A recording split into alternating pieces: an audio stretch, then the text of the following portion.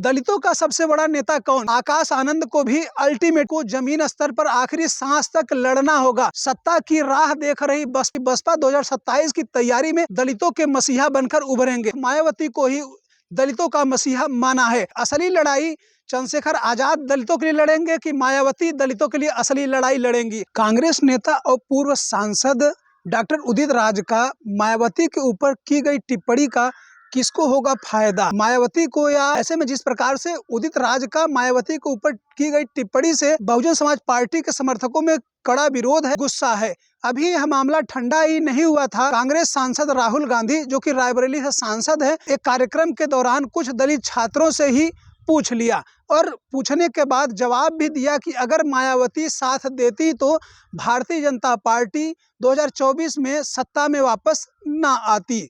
ऐसे में मायावती ने अपने लोगों को सजग रहने को कहा है। आपको बताते चले हैं कि जिस प्रकार से डॉक्टर उदित राज ने मायावती के ऊपर टिप्पणी किया था, मायावती का तुरंत पलटवार आया था। 3 ट्वीट किया था और 3 ट्वीट किया और उसके बाद ट्वीट करने के बाद उसके साथ साथ मायावती के भतीजे और बसपा के उत्तराधिकारी आकाश आनंद ने उत्तर प्रदेश पुलिस को ट्वीट करते हुए टैग किया और कहा कि उत्तर प्रदेश पुलिस 24 घंटे के अंदर अंदर इन्हें गिरफ्तार करे। लेकिन अभी तक तो गिरफ्तारी नहीं हुई।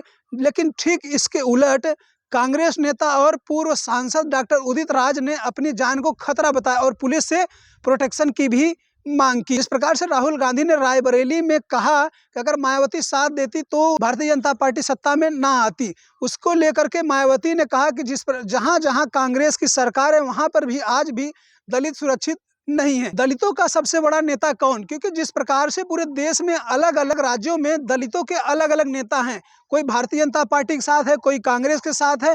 ऐसे में ही उत्तर प्रदेश में टक्कर देने के लिए भीम आर्मी के संस्थापक और नगीना से सांसद चंद्रशेखर आजाद भी टक्कर देते हुए नजर आ रहे हैं। आखिरकार जिस प्रकार से बसपा ने आकाश आनंद के ससुर अशोक सिद्धार्थ को पार्टी से बाहर कर दिया और कहा यह भी जा रहा था कि पार्टी के अंदर गुटबाजी शुरू हो गई थी, जिसको लेकर के बसपा प्रमुख मायावती ने आकाश आनंद के ससुर अशोक सिद्धार्थ को पार्टी से बाहर कर दिया। इतना ही नहीं, मायावती ने बसपा के घोषित उत्तराधिकारी आकाश आनंद को भी अल्टीमेटम दे दिया।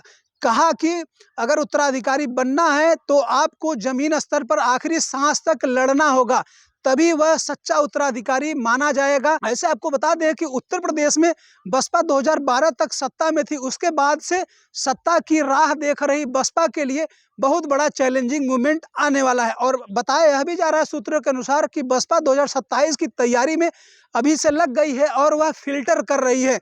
जिस प्रकार से बसपा ने पार्टी के अंदर नेताओं को, कुछ लोगों को जोड़ा है और जिस प्रकार से बड़े बड़े नेताओं को बाहर निकाला है, इससे देखकर यही लगता है, ज़्यादातर लोगों का यही मानना है कि बसपा 2027 की तैयारी में, सोशल इंजीनियरिंग की तैयारी में लगी हुई है। अब आखिरकार इसका असर क्या होगा? क्या 2027 में बसपा किसी के साथ गठबंधन करेगी या चंद्रशेखर आजाद एक बार दलितों के मसीहा बनकर उभरेंगे? ऐसे ज़्यादातर लोगों ने अभी तक बसपा प्रमुख मायावती को ही दलितों का मसीहा माना है। आप सभी लोग क्या सोचते हैं कि असली लड़ाई चंद्रशेखर आजाद दलितों के लिए लड़ेंगे कि मायावती दलितों के लिए असली लड़ाई लड़ेंगी? आपको क्या लगता है? अपनी राय जरूर दें। तब तक हमें विदा दें। नमस्कार।